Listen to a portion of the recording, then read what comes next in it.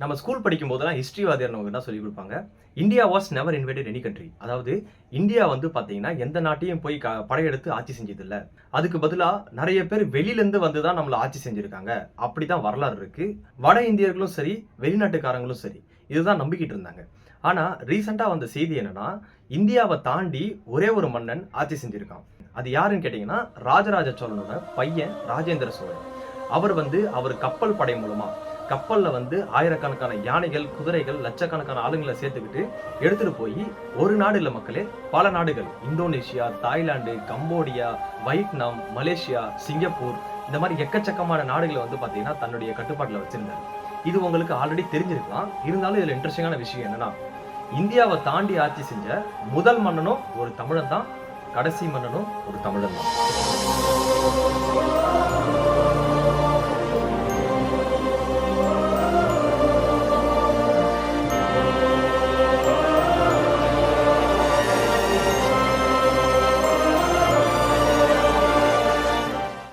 இந்த மாதிரி இந்த வீடியோல தமிழர்களுடைய 5 இன்ட்ரெஸ்டிங்கான ஃபேக்ட்ஸ் தான் பார்க்க போறோம். ஸோ வெல்கம் டு ராஷனல் தமிழா.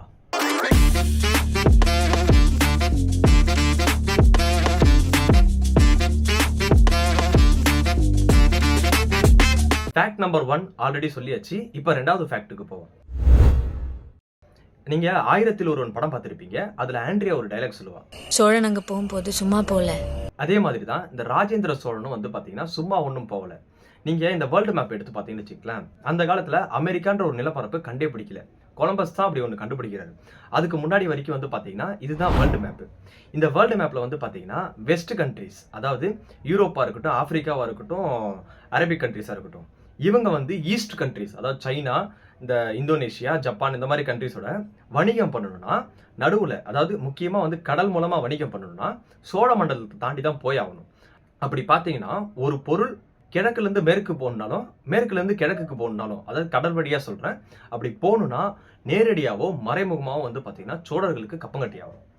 இப்ப புரியுதா 1000 வருஷத்துக்கு முன்னாடி தமிழர்கள் எப்படி செல்வந்தர்களா இருந்திருக்காங்கன்னு. India is the king of Indian Ocean. எவ்வளவு அளவுக்கு உண்மைலாம் எனக்கு சத்தியமா தெரியல. ஏன்னா நம்ம இந்தியாவோட கரை இருக்கு பாத்தீங்களா, அதுல இருந்து சில நாட்டிக்கல் மைல்ஸ் தாண்டி போனாலே அது இன்டர்நேஷனல் வாட்டர்ல வரும். அங்க யார் வேணா போயிட்டு வரலாம். ஆனா பண்டைய காலத்துல பாத்தீங்கன்னா தமிழர்கள் தான், முக்கியமா சோழர் காலத்துல தான் இந்த இந்திய பெருங்கடலே பாத்தீங்கன்னா கட்டி ஆண்டிருக்காங்க. அப்படி பாத்தீங்கன்னா the real king of Indian ocean யாருன்னு கேட்டீங்கன்னா தமிழர்கள்.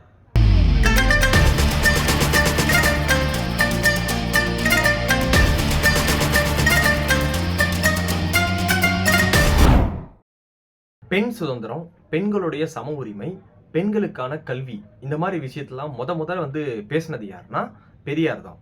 ஓகே, அதை திராவிட கட்சிகளா இருந்தாலும் சரி, பெரியாரிஸ்டா இருந்தாலும் சரி மாறுதட்டி சொல்லுவாங்க. ஏன்னா இந்த உலக வரலாற்றுல எந்த ஒரு நாகரிகத்தை வேணா எடுத்துக்கங்க, அதுல பெண்களுக்கு சம உரிமையோ பெண்களுக்கான சுதந்திரமோ இருக்காது. எப்பவுமே ஆணாதிக்கமோ பெண்களை பாத்தீங்கன்னா ஒரு அடிமை மாதிரி தான் நடத்தியிருக்காங்க. ஏன் நீங்க வட இந்தியாவோட புராண கதைகளை எடுத்து பாருங்க. கடவுள்களே பாத்தீங்கன்னா பெண்களை வச்சு கேம்பிளிங் பண்றதா இருக்கட்டும், ப்ரொபோஸ் பண்ண வந்த பெண்களை மூக்கறுத்து அனுப்புறதா இருக்கட்டும், அப்புறம் ஊர் தப்பா பேசுதுன்னா தாம் பொண்டாட்டியே பாத்தீங்கன்னா காட்டுக்கு, அதாவது பிரெக்னெண்டா இருக்கிற பொண்டாட்டியே காட்டுக்கு அனுப்புறதா இருக்கட்டும். புராண கதைகளே இந்த லட்சணத்துல இருக்குன்னா அப்ப வரலாறு எப்படி இருக்குன்னு நீங்களே முடிவு பண்ணிக்கங்க. இப்படி அவங்களுடைய மதத்துல பாத்தீங்கன்னா பெண்களை பாத்தீங்கன்னா அடக்குமுறைக்கும் ஆண்களுக்கு சேவை செய்ய பிறந்ததாகவும் இந்த மாதிரி தான் குறிப்பிட்டிருக்காங்க. ஆனா சங்க காலத்துல பாத்தீங்கன்னா இந்த புலவர்கள் லிஸ்ட்ல அதிகமா பெண் புலவர்கள் பாத்தீங்கன்னா பார்ட்டிசிபேட் பண்ணதை நம்ம பார்க்க முடியுது. ஏன் நம்ம ஔவையார்னு உடனே கிழவின்லாம் நடிச்சிடாதீங்க. ஔவையார்ல 30-40 வகையான ஔவையார் இருக்காங்க. அதுல நிறைய ஔவையார்கள் பாத்தீங்கன்னா டான்ஸ் ஆடி இருக்காங்க. ஓகேங்களா, அதாவது இந்த சங்க இலக்கியத்தை நீங்க எடுத்து பாத்தீங்கன்னா பெண்கள் கருத்து எழுதுறாங்கன்னா அப்ப அவங்களுக்கு படிப்பறிவு இருந்திருக்கு.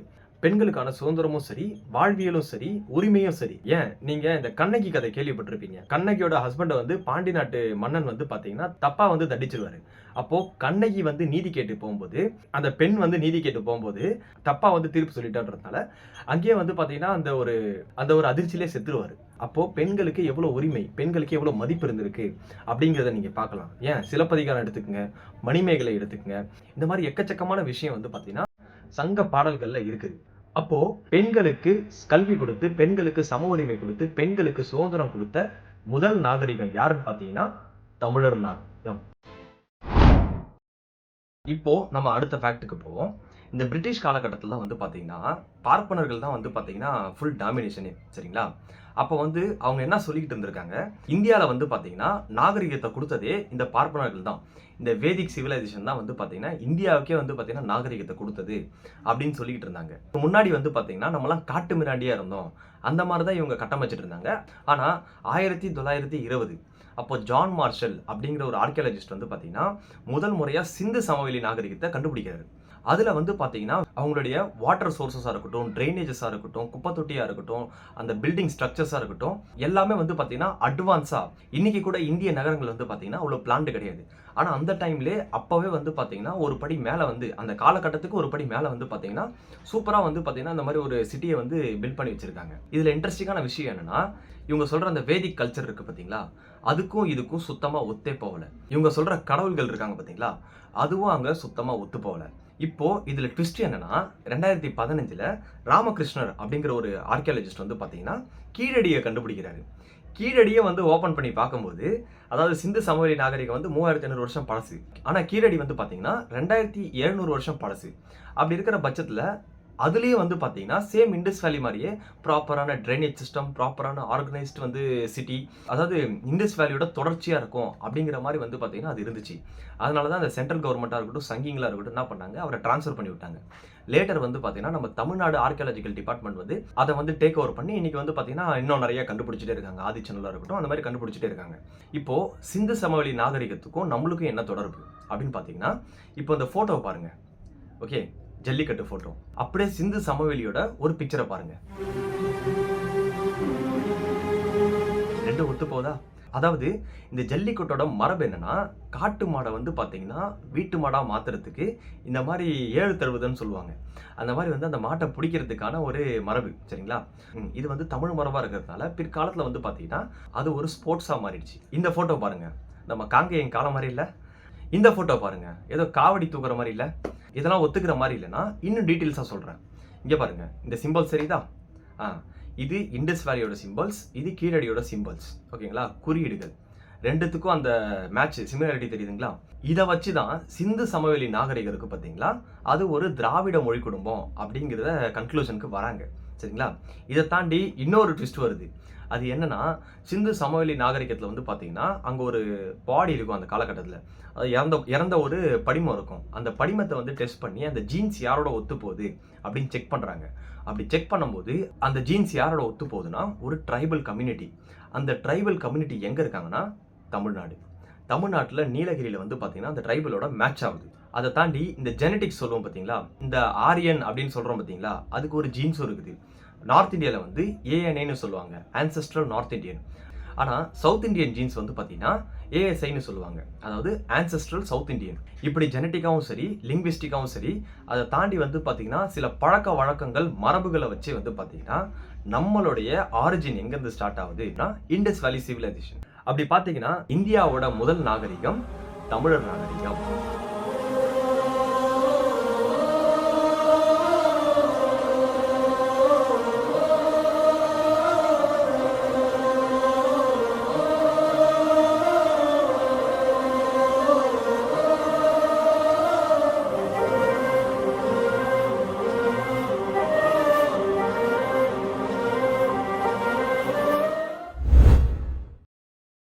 இப்போ நம்ம அடுத்த ஃபேக்ட்டுக்கு போவோம் சரிங்களா? அடுத்த ஃபேக்ட் என்னன்னா சங்க இலக்கியங்கள். சங்க இலக்கியங்கள் வரும்போது இது ஏன் ஸ்பெஷல்னு கேட்டிங்கன்னா, நீங்கள் உலகத்தில் எந்த ஒரு நாகரிகத்தை வேணால் எடுத்துக்கங்க, அதில் மூட நம்பிக்கைகள் கடவுளை சார்ந்த விஷயமா இருக்கும். சங்க இலக்கியத்தில் கடவுள்கள் கிடையாதா அப்படின்னு கேட்டிங்கன்னா இருக்காங்க. ஆனால் இதில் வந்து பார்த்தீங்கன்னா கடவுள்களை வணங்கினதாக தான் இருக்குமே தவிர இந்த மூட நம்பிக்கை, புராண கதைகள், பிற்போக்குத்தனமான சிந்தனைகள் அது வந்து சங்க இலக்கியத்தில் கிடைக்காது. சங்க இலக்கியத்தில் என்ன ஸ்பெஷல், என்ன இன்ட்ரெஸ்டிங்கான விஷயம் இருக்குது அப்படின்னு பார்த்தீங்கன்னா, உலகத்திலே அறிவியல் மிக்க இலக்கியம் வந்து சங்க இலக்கியம் தான் அப்படின்னு சொல்லலாம். ஏன்னா மற்ற புராண கதைகளை எடுத்து பாருங்க, கடவுள்களை பத்தி பேசுறாங்க சரிங்களா? ஆனா சங்க இலக்கியத்துல மக்கள் எப்படி வாழ்ந்தாங்க, இதுல வந்து ஆஸ்ட்ரோனாமி இருக்கும், மக்களுடைய வாழ்வாதாரங்கள் இருக்கும், அப்புறம் வந்து ஜுவாலஜி, பயாலஜி, நிறைய விஷயம் இருக்கு. இதுல சில விஷயத்தை நான் உங்களுக்கு பின் பாயிண்ட் பண்ணி சொல்றேன். ஃபர்ஸ்ட், இந்த உலகம் வந்து பாத்தீங்கன்னா அர்த் இஸ் அ சென்டர், உலகம் தான் மைய பகுதியில் இருக்கும், சூரியன் எல்லாம் சுத்தி வரும் இப்படின்னு தான் வந்து பாத்தீங்கன்னா ரொம்ப தூரம்லாம் கிடையாதுங்க. 400 வருஷத்துக்கு முன்னாடி ஐரோப்பிய நாடுகள்ல வந்து நம்பிக்கிட்டு இருந்தாங்க.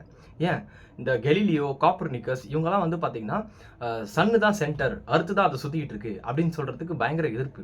ஒருத்தனை வந்து பார்த்தீங்கன்னா, இந்த மாரி இந்த கோட்பாட வந்து யூரோப்ல வந்து ப்ரமோட் பண்ணதுக்கு அவன உயிரோட எரிச்சிருக்காங்க. உயிரோட கொன்னுருக்காங்க. ஆனா நம்ம சங்க இலக்கியத்துல என்ன சொல்றாங்க? ஃபர்ஸ்ட் திருக்குறளை சொல்லுவோம். திருக்குறள்ல சுழன்றும் ஏற்பின்னது உலகம் அதனால் ஊழ்ந்தும் மூடவே தலை. அதாவது இந்த சுழல்ற உலகம், ஓகேங்களா, அர்த் இஸ் ஸ்பின்னிங், அதாவது இந்த ஃபிளாட் இல்லை, இந்த எஜிப்ஸ் எல்லாம் பாருங்க, அவங்க வந்து ஃபிளாட் எர்த் இந்த மாதிரி விஷயத்தை வந்து ப்ரொமோட் பண்ணியிருப்பாங்க. நிறைய நாகரிகத்தில் அர்த் இஸ் அ ஃபிளாட் அப்படின்னு தான் நம்பிட்டு இருந்தாங்க. ஆனால் திருக்குறளில் இந்த 2 வரியில இந்த சுழண்டுட்டு இருக்கிற உலகத்தில் என்ன தொழில் வேணால் வந்து பார்த்தீங்கன்னா பண்ணலாம், ஆனால் விவசாயம் தான் வந்து பார்த்தீங்கன்னா அதுக்கு முக்கியம் அப்படின்ற மாதிரி சொல்லியிருக்காரு. ஓகேங்களா. 2வது விஷயம், இது வந்து பார்த்தீங்கன்னா பட்டினிப்பாலை அப்படின்ற ஒரு விஷயத்துல 2 வரி இருக்கும். அதை நான் உங்களுக்கு படிச்சு காட்டுறேன். நீல் நிற விசும்பின் வளநீர் திரிதரும் நாள்மீன் விராய கோல்மீன் போல. நாள்மீன் விராய கோல்மீன் போலனா, நாள்மீன்னா நாளை குறிக்குது, அதாவது சூரியன். ஓகே, சூரியனை சுத்துற பூமியை போல. கோல்மீன்னா கிரகங்கள், பிளானட்ஸ், அதாவது ஹீலியோசென்ட்ரிக், அதாவது சூரியனை சுத்தி வர கோட்பாடு வந்து பாத்தீங்கன்னா நம்ம பழங்கால சங்க இலக்கியங்கள்ல எழுதி வச்சிருக்காங்க. அதாவது ஐரோப்பால வந்து பாத்தீங்கன்னா 400 வருஷத்துக்கு முன்னாடி சூரியனை தான் பூமி சுத்திக்கிட்டு இருக்கு அப்படின்னு சொன்னதுக்கே கலால் அடி சாவடிச்சாங்க.